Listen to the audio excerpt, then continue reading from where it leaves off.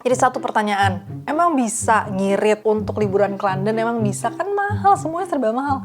Bisa guys. Kalau lagi untung bisa banget, sekali makan tuh bisa 18.000 guys. Dan itu juga adanya jam tertentu, biasanya setelah jam. Ada satu trik lagi guys. Ini yang mungkin banyak orang nggak tahu. Jadi kalian bisa pilih bulan terbaik untuk travel. Jadi bulan termurahnya itu bulan, sementara bulan termahalnya itu bulan pemandangannya oke banget, gak kaleng-kaleng, dan itu murah. Itu salah satu trik gue sih menurut gue. Kalau kalian pergi sama keluarga atau sama suami gitu kan, itu affordable banget. Dan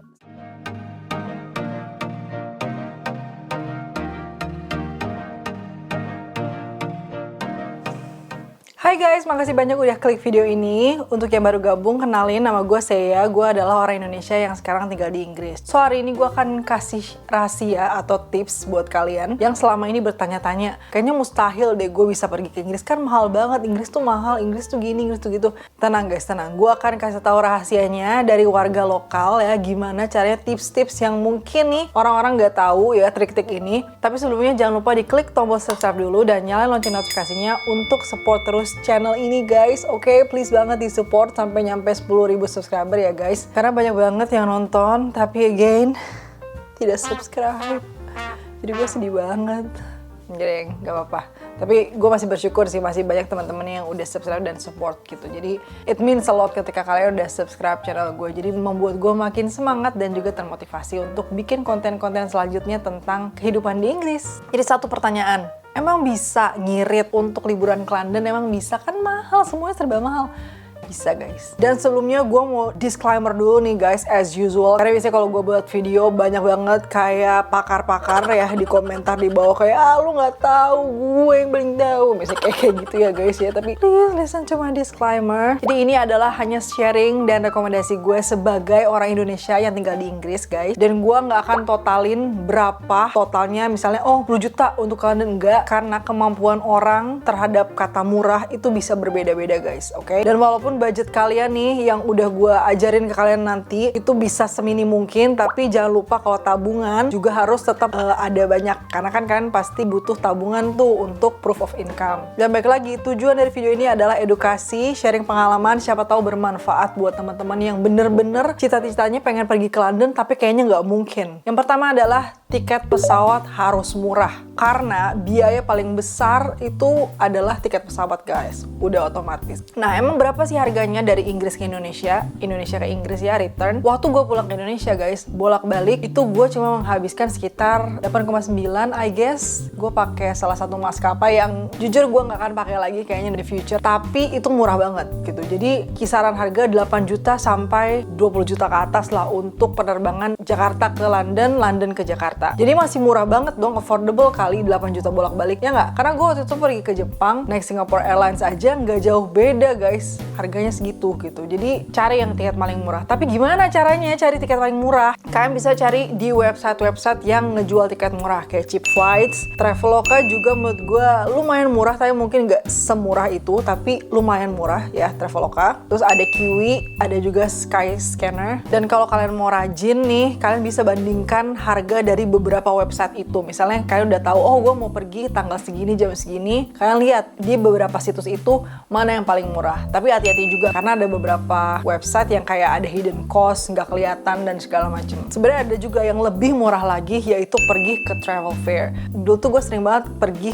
ke Garuda Travel Fair atau enggak Panorama Travel Fairs gitu kan. Itu mereka ngejual tiket yang murah-murah. Tapi konsekuensinya adalah kadang-kadang itu tiket non-refundable. Jadi bener-bener mesti hati-hati ketika kalian beli tiket, karena kan kita tidak tahu apa yang akan terjadi ya. Kayak gue waktu itu pernah mau pergi ke Inggris tapi visa gue ditolak. Jadi itu angus semuanya. Jadi hati-hati kalau kalian beli tiket murah ya, pastiin bisa di refund. Dan ada triknya juga guys, ketika kalian memilih tiket pesawat, pastiin pilih bulan terbaik untuk travel.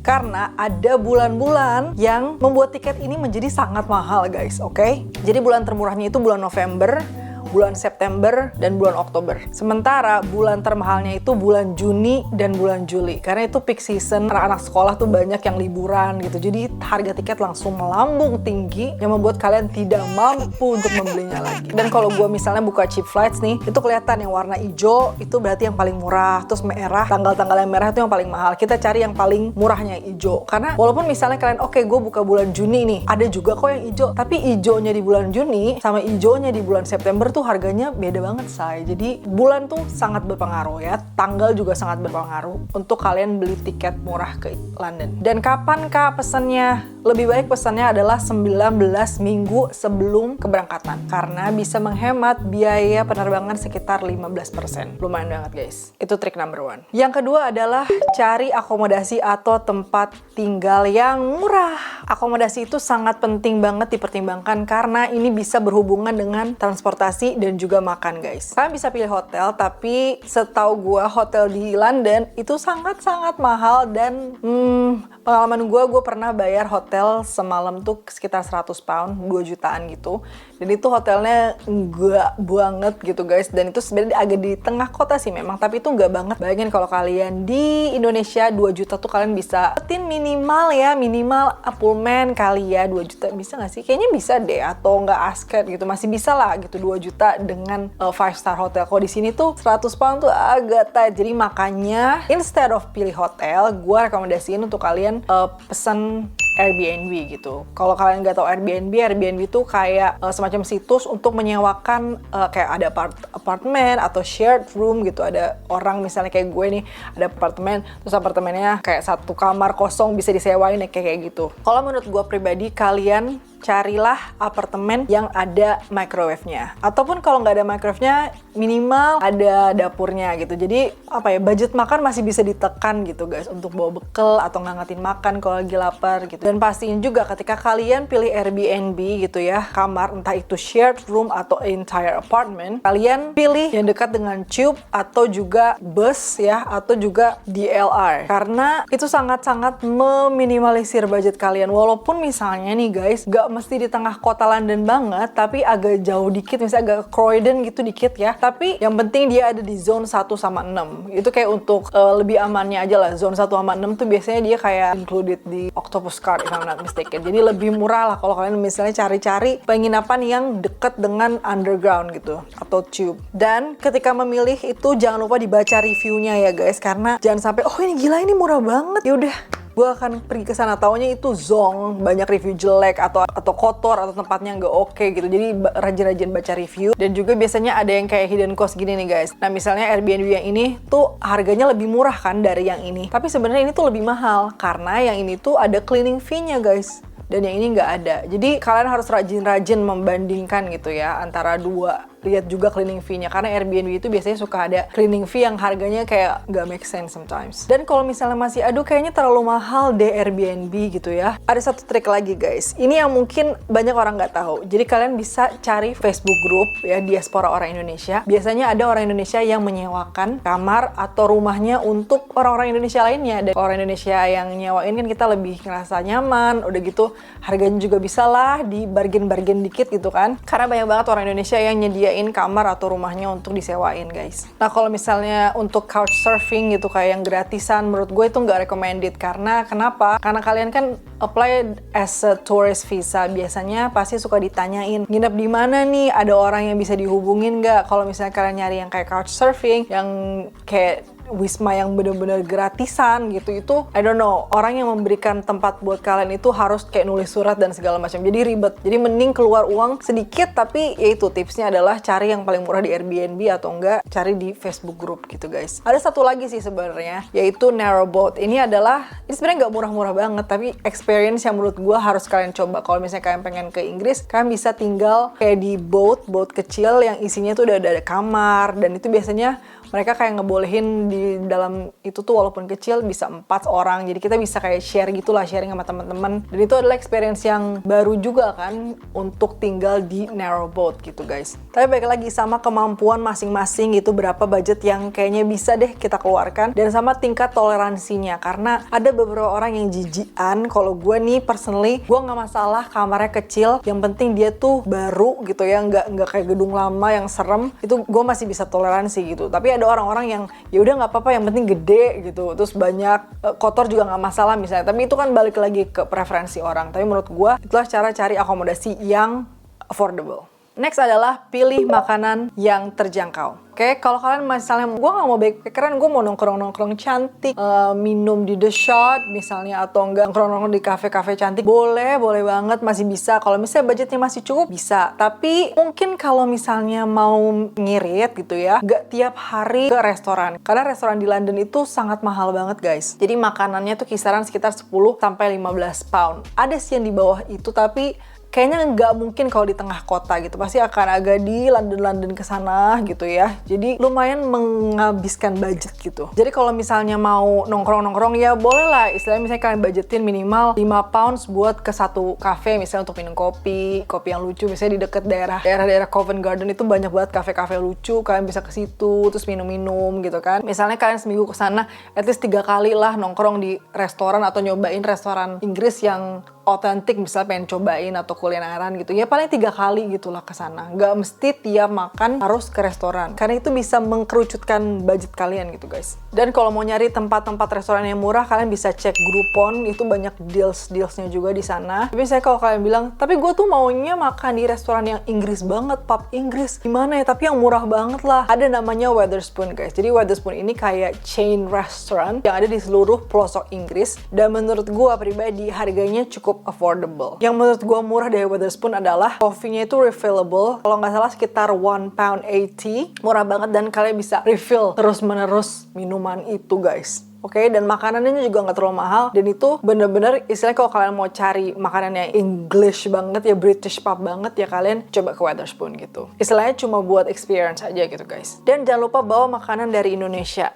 Nggak mau lah, gue malu banget gue masa ke London bawa makanan. Hey guys, sumpah nih, gue nggak bohong ya guys, gue walaupun pergi ke suatu tempat, gue pasti udah hari kedua gitu atau hari ketiga pasti gue pengen banget makanan Indonesia. Jadi saran gue, kalian bawa aja makanan. Kalau misalnya takut untuk bawa daging atau rendang, bawa aja yang bisa di package, misalnya kayak teri Mustafa gitu, tau kan Mustafa sakit atau bawa Indomie gitu. Jadi kalau kalian misalnya in case lagi lapar banget, kalian nggak kelaparan, nggak habis duit, bisa makan makanan yang kalian bawa dari Indonesia. Dan kalau mau murah lagi, ini adalah tips dari local people ya, from me and from people in the UK. Jadi eat like a local. Eat like a local tuh adalah ya udah kita kayak makan belanja, misalnya kita belanja, kita masak sendiri gitu kan ya guys. Karena itu lebih murah banget kan kalau kalian beli bahan makanan baku gitu daripada makanan jadi. Tapi kalau misalnya gue nggak mau ribet, gue mau liburan, gue nggak mau masak gitu, boleh. Di Inggris juga banyak microwave meal. Jadi microwave meal itu kayak makanan yang cuma tinggal dimasukin ke microwave aja, udah gitu jadi. Dan itu sekali makan itu sekitar 2-3 pound, bisa 40.000 sampai 30.000 gitu. Lebih murah daripada sekali makan 200.000 ya kan guys. Dan itu kita bisa ya ngangetin di rumah atau nggak kita bawa ketika kita lagi jalan di mana gitu kan. Dan misalnya makannya di mana, tapi kan gue nggak mungkin bawa masak ya, bisa aja. Kalau di London tuh banyak park yang bisa kalian duduk gitu nongkrong sama makan, dan itu nggak usah malu karena di sini tuh banyak lah orang-orang yang duduk gitu sambil makan gitu. Jadi nggak usah gengsi gitu guys untuk makan di park. Dan kalau menurut kalian, aduh 40.000 masih mahal, gue pengen yang lebih murah lagi, ada guys, ada, jangan khawatir. Jadi di setiap supermarket, either itu Waitrose atau Tesco atau Sainsbury, itu ada jam-jam dimana mereka itu menjual produk makanan yang kayak udah mau expire. Entah itu besok expire atau lusa expire, tapi harganya tuh jadi murah banget gitu guys. Kalau lagi untung bisa banget sekali makan tuh bisa 18.000 guys. Dan itu juga adanya jam tertentu, biasanya setelah jam 5 sore tuh udah ada satu rak isinya tuh makanan yang diskonan semua. Dan itu nggak basi ya guys, cuma kayak nyaris mendekati expire aja. Dan yang terakhir, siap-siap garam dan mecin, oke? Karena Takutnya perut kita dan taste bud kita tidak cocok dari satu selera dengan makanan Inggris, karena makanan Inggris tuh menurut gue terlalu sehat karena tidak ada micinnya. Dibawain tuh bon cabe, mecin ya guys, garam. Kalau garam mungkin rada susah kali ya, ya udah deh bon cabe lah at least gitu, biar ada kayak rasa sedikit gitu ketika kalian makan. Dan untuk air minum, kalian harus menekan budget air minum karena guys, daripada kalian beli minuman botol yang harganya sekitar 20.000 ke atas gitu ya, mending kalian bawa botol dan isi dengan air keran. Karena air keran di Inggris tuh semuanya bisa diminum gitu guys. Jadi kalau misalnya kalian lagi pergi kemana, bawa aja botol kosong. Biasanya ada beberapa di park itu ada tempat buat isi ulang air minum, kalian tinggal isi. Daripada kalian keluar uang, minum kan lumayan ya guys. Kalau kalian sekali minum, terus minum lagi. Jadi lebih murah. Dan kalau kalian pesan makanan di restoran, daripada beli, misalnya kita bilang, can I have a mineral water please? Kalau kita pesan mineral water, dia pasti akan ngasih minuman yang dikemasan gitu, dan biasanya lebih mahal. Jadi kalau misalnya cuma mau air putih biasa aja, kalian bisa bilang tap water, can I have a tap water please gitu, karena itu gratis kalau tap water. Yang kelima adalah transportasi ya. Transportasi itu kan sangat mahal banget ya guys, tapi ada triknya. Jadi kalian kalau udah landing di London Heathrow, pengen ke hotel kalian, daripada kalian pakai taksi, lebih baik kalian pakai kereta. Karena setahu gue kalau pakai Heathrow Express itu sekitar 18,5 pound. Lebih murah daripada kalian naik taksi. Naik taksi bisa sampai, I don't know, kita nggak bisa expect kan argonya berapa. Dan untuk transportasi sekitar London, kalian bisa pakai Oyster Card ya, karena Oyster Card itu bisa ada paket-paketnya. Jadi ada paket unlimited, misalnya untuk zone 1-3, misalnya kalian mau kemana aja hari itu tuh cuma segini gitu budgetnya. Gue lupa berapa, tapi gue taruh di description box informasi tentang Oyster Card, oke? Biar videonya nggak kelamaan. Dan kalau misalnya kalian masih mau ngirit gitu, ya udah jalan aja guys. Kalau nggak jalan, ada satu trik lagi, yaitu ada sepeda namanya sepeda Santander. Santander itu sebenarnya merek bank, if I'm not mistaken ya, dan dia kayak ada di beberapa area di London ya, untuk disewakan, pokoknya sekitar 2 pounds untuk dipakai seharian, which is murah banget kan. Atau enggak juga ada yang kayak otopet gitu bentuknya, jadi nggak perlu naik train tapi bisa pakai itu gitu. Dan yang keenam adalah pilih paket internet murah ya guys. Ada beberapa cara sih. Ada orang yang biasanya pakai wifi yang kayak dongle gitu, tapi biasanya kayak yang wifi dongle itu mahal. Udah gitu gue juga nggak tahu kalau misalnya kalian bisa diantar atau harus ngejemput ke orangnya, kan ribet ya. Jadi saran gue mending kalian beli SIM card aja. Dan SIM card yang menurut gue paling murah adalah SIM card 3. Jadi ada 3 guys di Inggris. Jadi setahu gue tuh kalian bisa beli kartu perdana ya yang 20 pound sebulan. Dan kalian dapat 12 GB sama unlimited calls. Dan kalian tuh bisa pakai itu buat dibagi-bagiin kayak sharing wifi gitu ke teman-teman. Jadi kalau misalnya kalian pergi bareng teman-teman, daripada kalian harus I don't know masing-masing punya satu card, mending punya satu orang aja. Udah gitu bisa di-share wifi deh ke semuanya. Jadi lebih ngirit lagi gitu guys. Dan kalau misalnya kalian nggak mau ribet, kalian bisa bawa HP kedua yang dijadikan sebagai router gitu.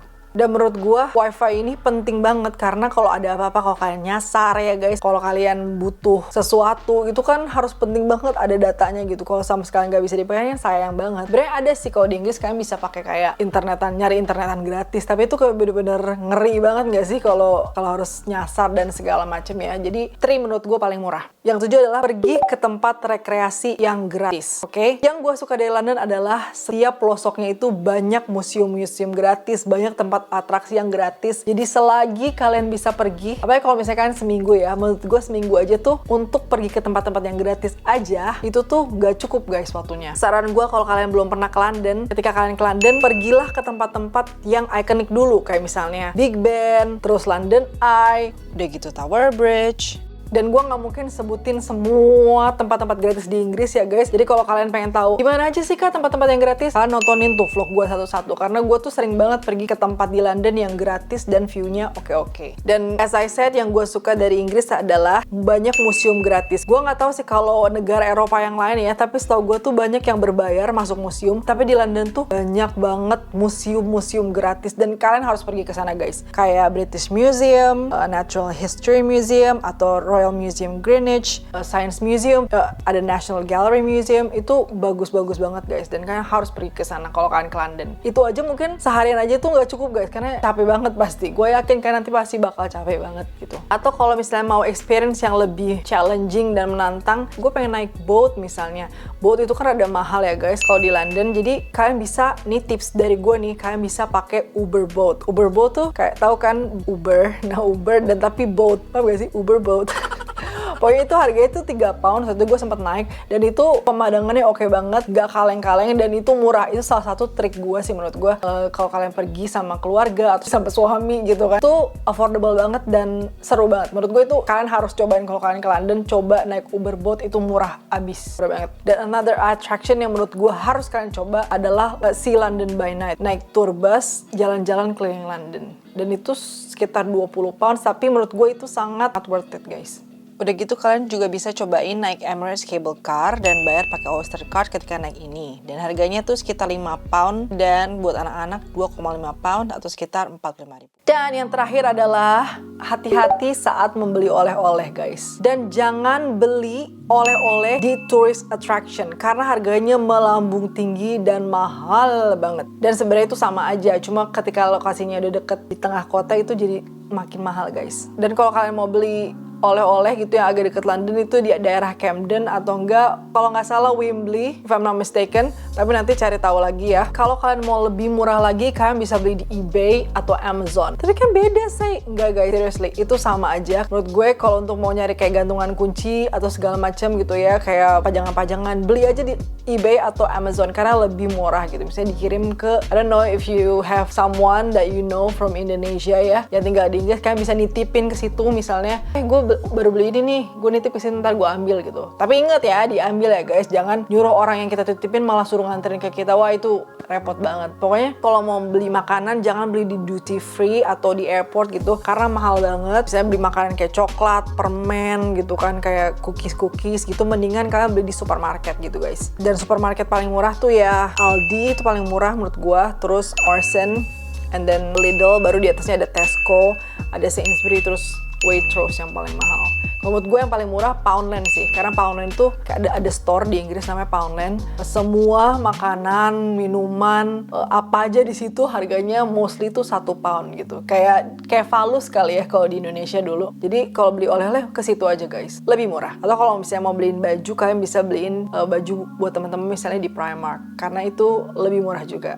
So itu semua adalah trik-trik ya, tahapan-tahapan untuk kalian menghemat budget ketika kalian pergi ke London. Gimana menurut kalian? Setelah nonton video ini menjadi lebih terbuka kan, ternyata maksudnya bisa kok kita ngirit gitu ya guys. Jadi balik lagi guys, sesuaiin sama budget kalian dan tanya sama diri kalian sendiri, ke London tuh tujuannya mau apa? Mau kulineran kah? Mau foto-foto aja kah? Atau mau pergi ke tourist attraction gitu? Karena semakin banyak yang di-achieve kan semakin mahal juga pengeluarannya guys. Jadi misalnya, oh yaudah gue mau foto-foto, ya udah fokus ke foto-foto, ya udah tekan budget lain seperti makan atau transportasi. Atau misalnya mau coba kulineran, ya udah ditekan budget akomodasi dan juga transportasinya gitu guys. Pokoknya disesuaikan sama budget kalian, kemampuan kalian, dan juga tingkat toleransi kalian gitu dalam berpergian. Oke? Dan yang terpenting adalah plan semuanya in advance, karena ketika kalian udah plan semuanya terasa lebih mudah gitu guys, terasa lebih kayaknya oh bisa deh, nggak terlalu mahal. So guys, makasih banyak udah nonton videonya dari awal sampai akhir, kan ini video yang sangat panjang, tapi semoga aja ini bermanfaat buat kalian dan membuka mata untuk teman-teman yang belum pernah ke London dan pengen ke London. Kalau kalian tuh bisa